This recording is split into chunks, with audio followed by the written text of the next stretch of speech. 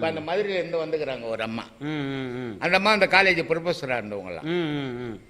சரி. அவங்க குருநாதர் வேலையை எழுதி கொடுத்தாங்களாம், எழுதி கொடுத்துட்டாங்களாம். ஆனால் எதையும் தெரிஞ்சுக்கல அப்படின்னு இப்போ எங்கிட்ட அழுது விடை கேட்குறாங்க.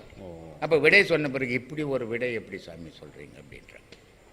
ஆனால் ப்ரொஃபஸர் அவங்க படிச்சுவங்க, நான் படிக்காதவன், எப்படி விடை சொல்ல முடிஞ்சது?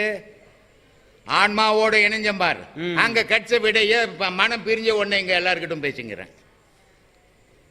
அப்படி பிரியலன்னா இது பேச முடியாது. வெறும் மனசை வச்சு நீங்க பேச முடியாது. இப்போ இவ்வளவு பேர் கேள்வி கேட்டேன், எல்லாம் ஏந்து ஓடிட்டாங்க.